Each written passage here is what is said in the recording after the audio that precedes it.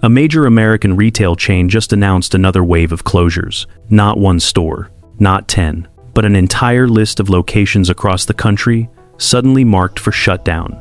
Downtown streets that were busy just a few years ago are now lined with for lease signs. Shopping centers that once defined American life are sitting half empty. And millions of families are asking the same frightening question they never thought they would ask. Are we watching the American retail system quietly collapse in real time? Because this isn't just a store disappearing. It's jobs. It's communities. It's the middle class losing one more place that used to feel stable. And here's the part that's hitting Americans hardest. This is happening everywhere. From California to Illinois to New York, the closures keep coming. Walmart, Target, Walgreens, Macy's, Best Buy. These aren't small businesses struggling to survive. These are giants, and even they can't escape what's unfolding. So what is happening to America's economy? And why does it suddenly feel like everything is collapsing at once? Why are major retailers shutting down locations that were profitable just 5 years ago? Why are once safe neighborhoods losing their essential stores? And why do so many Americans feel like the ground beneath them is shifting faster than they can keep up? Because behind these closures is a story far bigger than retail. A story about wages that no longer match prices, about crime and instability creeping into everyday life, about a middle class pushed into survival mode, and an economy that looks strong on paper but feels fragile on the streets where real people live. And the most unsettling part? This is only the beginning. If you want to understand what America is truly heading toward in 2026, you have to understand what's really driving these closures, and why almost nobody in power is talking about it. Let me show you what this collapse actually looks like on the ground. In Chicago's South Side, a Walmart supercenter, the kind of store people depended on for groceries, prescriptions, and basic necessities, shut its doors permanently. Overnight, thousands of residents woke up to a neighborhood with no full-service grocery store. The parking lot is empty now. The lights are off. The automatic doors are chained shut. And the families who used to shop there? They're suddenly driving miles for food, or paying higher prices at corner stores that were never meant to carry the weight of an entire community. Inside that, Walmart were hundreds of workers, cashiers, stockers, warehouse staff, people who never missed a shift, who depended on steady hours, who now have to restart their lives from zero. One of them is Michael, 28, who worked the overnight stocking crew. He says he first heard rumors of closure from customers, not management. And when the official notice finally came, it was only days before the store shut down. Michael told reporters, "It's not just that I lost my job, it's that the whole neighborhood lost something we all relied on." He's not exaggerating. Look at San Francisco. Walgreens and Whole Foods stores shut down because of safety issues and operational losses. Look at Portland. Nike closed a flagship store after organized retail crime surged. Look at New York. Macy's is quietly trimming locations that once anchored entire shopping districts. These aren't isolated failures. These are pressure cracks in a system that used to feel permanent. And what's even more unsettling is how normal it has begun to look. A dark storefront here, a vacant strip mall there, a shopping center that used to be packed on weekends now echoing with emptiness. Americans can feel it even if they don't know how to explain it. Something is shifting, something big. But the part everyone misses is that none of this is really about retail. Retail closures are just the symptoms, the first visible signs of a much deeper problem that's reshaping the entire American economy. Because when you look past the headlines, past the empty storefronts, past the layoffs and the closures, you uncover a story far bigger than Walmart or Walgreens or any single company. A story about a middle class that can no longer keep up, an economy built on debt instead of stability, and a cost of living crisis that is quietly squeezing millions of Americans into survival mode. And that's where this gets terrifying. Because if these closures are the first domino, the next chapters reveal the dominoes waiting behind them. What comes next is not what most people think. And now, we need to talk about the traps, the hidden forces driving this collapse that almost nobody sees. People think stores are closing because online shopping is winning. That's only partly true. Ask the average American why so many stores are shutting down, and you'll get the same answer every time. Online shopping is killing retail. Amazon won. It sounds simple, it feels logical, but it's not the real story. Because here's the truth. E-commerce has been growing for more than a decade, yet stores weren't collapsing like this 5 years ago. In fact, many chains were still expanding. Macy's was opening new concepts, Target was remodeling and growing, even Walmart was thriving. So what changed? The problem isn't that online shopping is winning. The problem is that the economics of running a physical store have broken down. Operating costs are rising faster than revenue. Rent is up, insurance is up, labor is up, utility costs are up, and inflation has eaten into profit margins so badly that even strong sales can't save a store that is barely breaking even. Meanwhile, consumer behavior has shifted not because people prefer online, but because they're forced to find cheaper options as their budgets shrink. Online isn't killing retail. America's cost structure is, and that's a far more dangerous reality, because it means the problem isn't technological, it's structural. If the first trap is misunderstanding the cause, the second trap is far darker, and it's a topic almost every major news network dances around. The hidden force no one talks about. You never hear this on the news, but crime and shrink are bleeding billions out of the system. Retailers call it shrink, a friendly, harmless-sounding word that hides a brutal truth. Stores are losing more inventory to theft and organized crime than at any point in modern American history. But listen closely. This is not petty shoplifting. This is not a teenager stealing candy. This is organized, industrialized, systemic loss. And the numbers are staggering. Chains like Target, Walmart, Walgreens, and Home Depot report billions in losses each year. Not millions, billions. Some stores are hit so often that employees joke it's just a daily tax for staying open. Others hire security guards who can't intervene. And in many cities, theft isn't even prosecuted unless it crosses a high dollar amount, creating what retailers privately call open season on inventory. But here's the part that Americans never see. When a store loses enough inventory, it doesn't just cut hours. It doesn't just increase prices. It shuts down. A single location can go from profitable to unprofitable in a matter of months. And once it crosses that line, corporate pulls the plug no matter how important that store is to the neighborhood around it. This is why entire communities lose their only pharmacy, their only grocery store, their only big box retailer. It's not because online shopping killed them. It's because shrink silently drained them to death. And this isn't slowing down, it's accelerating. But we're still not at the most dangerous trap, because the third force driving these closures is deeper, more invisible, and far more destabilizing than crime or e-commerce. It's something happening right now inside the American household. It's the collapse of the one thing that retail depends on more than anything else: the spending power of the middle class. Tens of thousands of retail jobs disappeared this year, and most won't come back. There's a number almost no one talks about, a number that should terrify anyone who believes America's economy is strong. Tens of thousands of retail jobs vanished this year, not temporarily, not due to seasonal cutbacks, but permanently. And the most unsettling part? Most of those jobs are never coming back. You can feel it in the silence of the malls that used to hum on weekends. You can see it in the skeleton crews working entire departments alone. You can hear it in the way employees talk about hours being cut again, and again, and again. Here's the truth.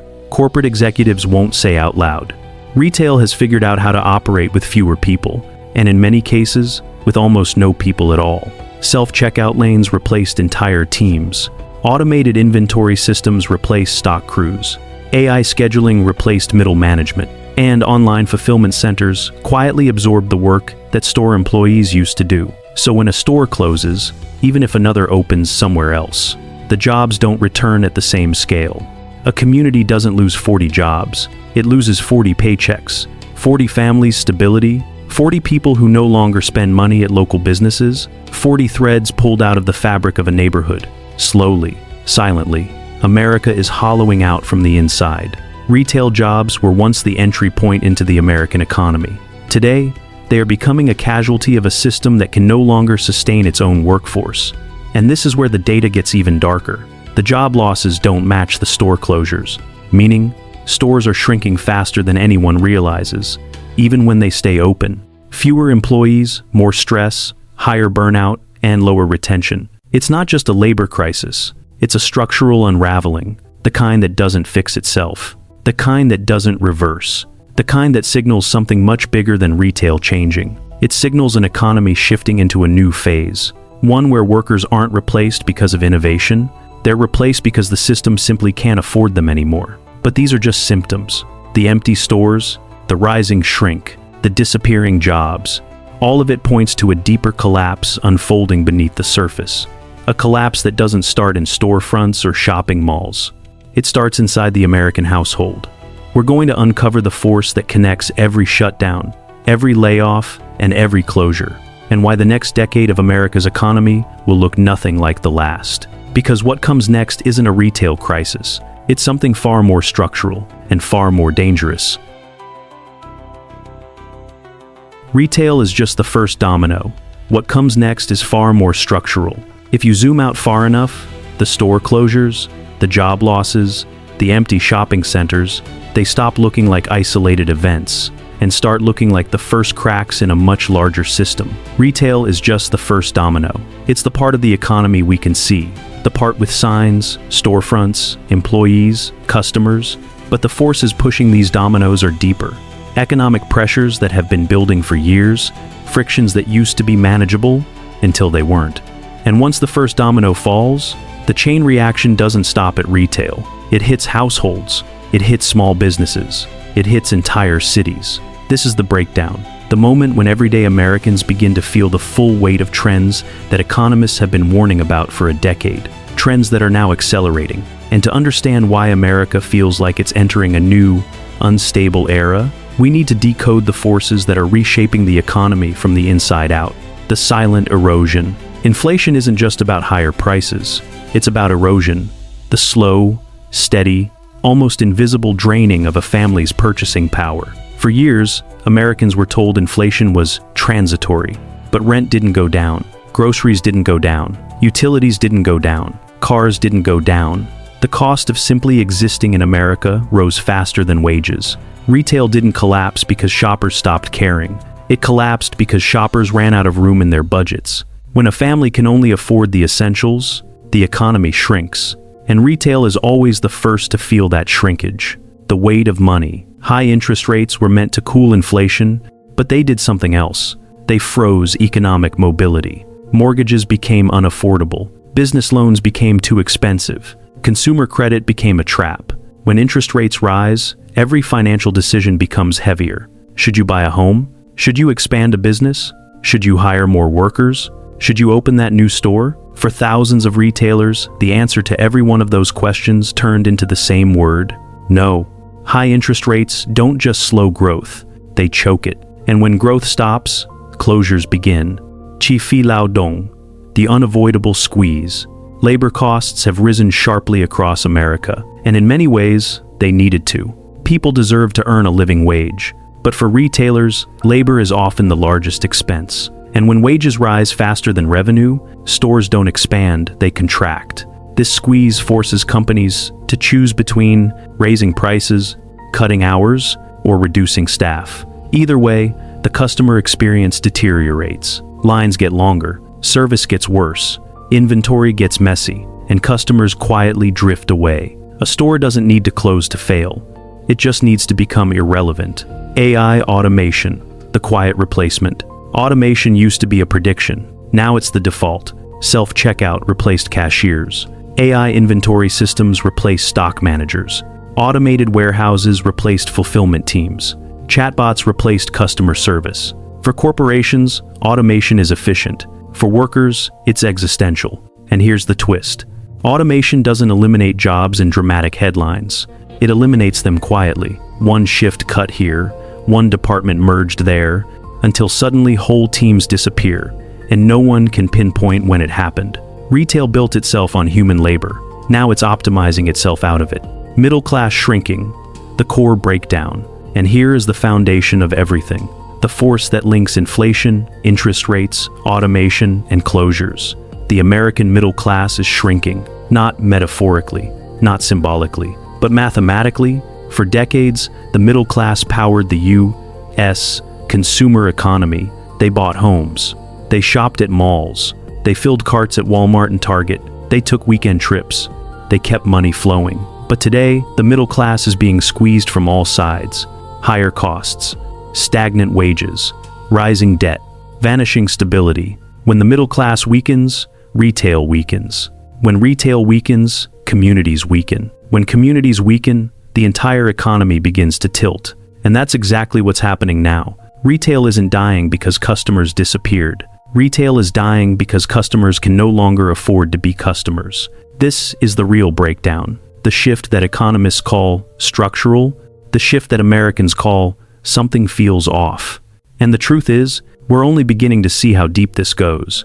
When you put all these forces together, the inflation shock, the interest rate freeze, the labor squeeze, the automation wave, and the collapse of middle-class spending, you start to realize that retail is not the story. Retail is the symptom. The real story is the transformation of the American economy into something unfamiliar, something unstable, something millions of families were never prepared to navigate.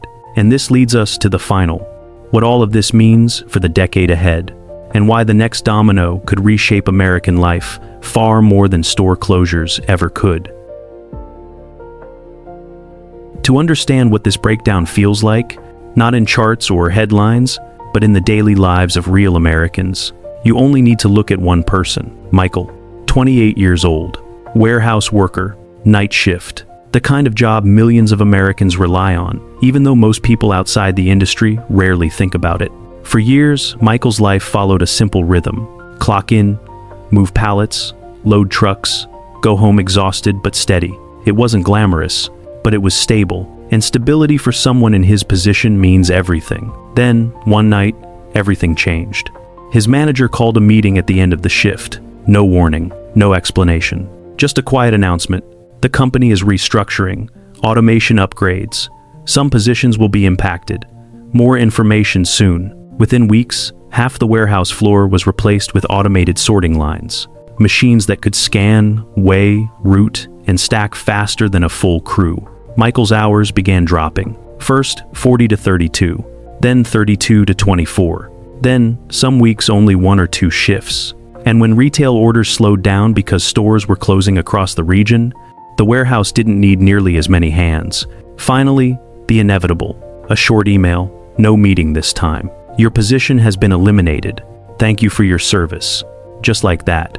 A stable job gone. A predictable paycheck gone. The path he imagined for his future gone. Michael told a local reporter, "It wasn't the job I loved, it was the stability. And now it feels like stability isn't something people like me get anymore." He's not wrong. When retail cracks, warehouse workers crack, delivery drivers crack, factory workers crack.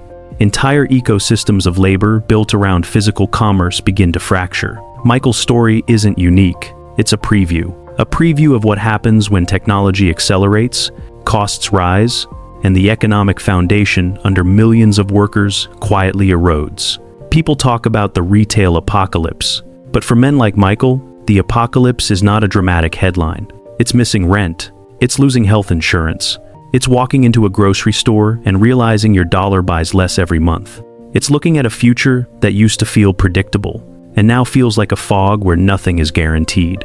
Michael represents the hidden American class, the workers who keep the country running, but are always the first to feel the shifts that economists debate from a distance. And if what happened to him keeps spreading, the breakdown won't be something America watches. It will be something America lives. So what does all of this mean for 2026? Because if Michael's story is happening in warehouses, and stores, and distribution networks, and entire communities across the country, what happens when the pressure on America's middle class finally reaches a breaking point? What happens when inflation doesn't return to normal? When interest rates stay high longer than expected? When automation outpaces job creation?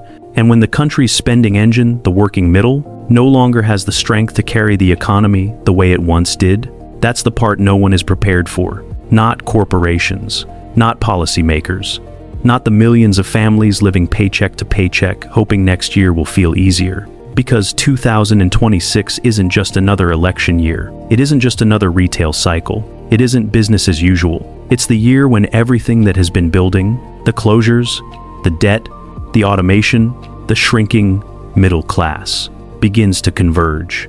And now, we're going to confront the truth behind that convergence, and why the next phase of America's economy may redefine the country for an entire generation. The next chapter isn't about retail. It's about survival.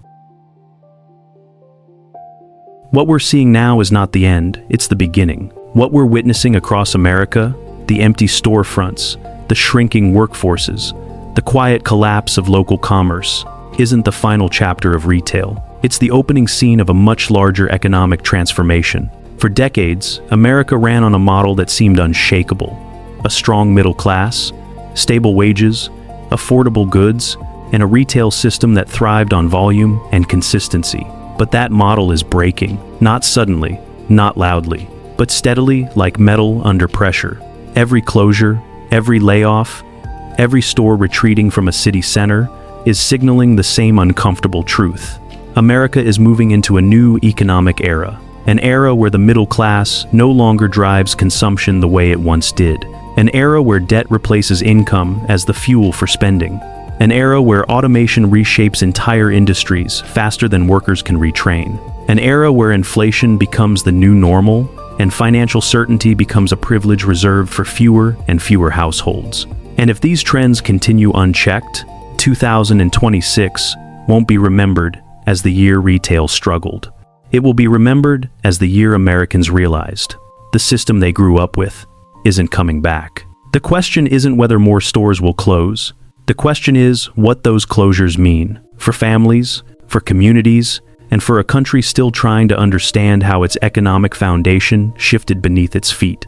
Because when you strip away the logos and brand names, what's really disappearing isn't retail. It's the version of America that retail once reflected. The question isn't which stores will close next. It's whether America can adapt before the next wave hits. So the real story isn't about Walmart or Target or Walgreens.